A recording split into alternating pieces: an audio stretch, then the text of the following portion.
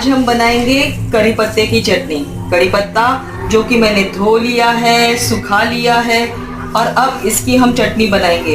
ये करी पत्ता हमारे ब्लड प्रेशर के लिए भी बहुत अच्छा होता है।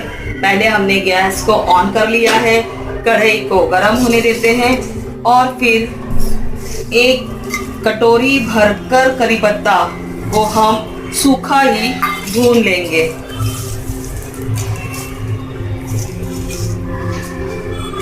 और इसे 1-2 मिनट तक चलाएंगे ताकि वो बहुत ही कुरकुरे और अच्छे हो जाए, क्योंकि इतने सारे करी पत्ते हम खाते भी नहीं हैं। हालांकि दाल और सब्जी में आते तो भी हम उसे बाहर निकाल देते हैं। तो इस तरह से ये करी पत्ता अगर हम चटनी बनाकर खाएंगे तो वो बहुत ही बढ़िया बनेंगे। 2-3 मिनट तक मैं उसे सेक लेती हूँ। 1-2 मिनट के बाद भूनने के बाद अब हम उसमें 1 चम्मच जीरा भी भून लेंगे। करी पत्ते के साथ 1 बड़ा चम्मच जीरा, उसे भी हम ड्राई रोस्ट इस करी पत्ते के साथ ही कर देंगे, क्योंकि जीरा भी हमारे स्वास्थ्य के लिए बड़ा गुणकारी है।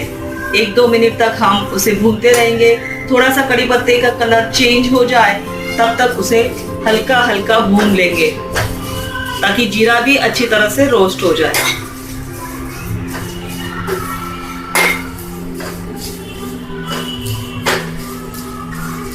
हाँ, ये करी पत्ता अब कलर चेंज होने लगा है और अच्छी तरह से रोस्ट भी हो गया है, तो इसे मैं निकाल देती हूँ।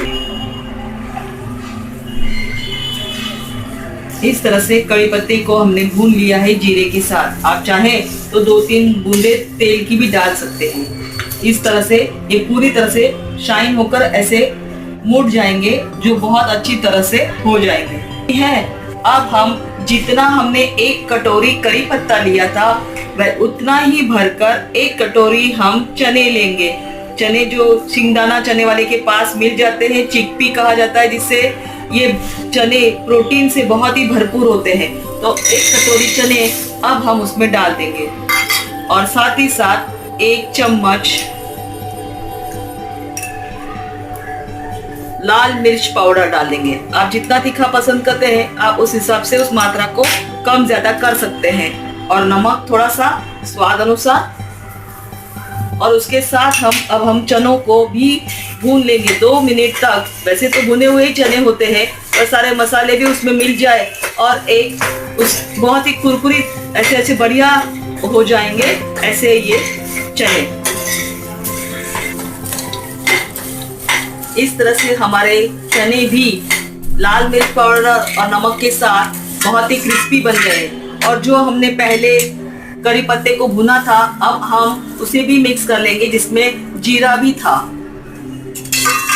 तो इस तरह से करी पत्ता, जीरा, चने, लाल मिर्च पाउडर और नमक का मिश्रण। अब हम चाहें तो कुछ बूंदे ही तेल की डालेंगे ताकि वो चटनी रहती भी बहुत अच्छी है और उसकी शाइन भी बनी रहती है। उसे बहुत ही कुरकुरा बनाने के लिए, क्रिस्प बनाने के लिए कुछ बूंदे तेल की डाल सकते हैं। आप नहीं डालना चाहे तो भी कोई बात नहीं है, वो वैसे भी बहुत बढ़िया चटनी बनती है।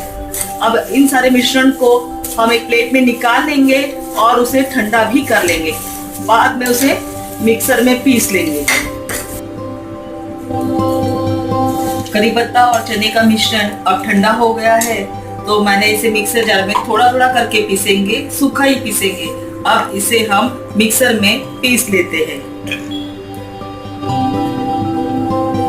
इस तरह से हरे हरे करी पत्ते और चने को अच्छी तरह से मिक्सर में पीस लिया है। और ये चटनी बहुत ही स्वास्थ्यवर्धक है, क्योंकि इसमें करी पत्ता है, चना है, जीरा है, जो हमारे स्वास्थ्य के लिए लाभकारी है। उसे इस तरह से एयरटाइट कंटेनर में भरकर हम फ्रीज में तो कई महीनों तक स्टोर कर सकते हैं और बाहर भी 8 से 10 दिन तक वो बहुत अच्छी रहती है। इसे चाहे तो हम दही में मिलाकर खाएं तब भी उसका स्वाद बहुत ही बढ़िया आता है।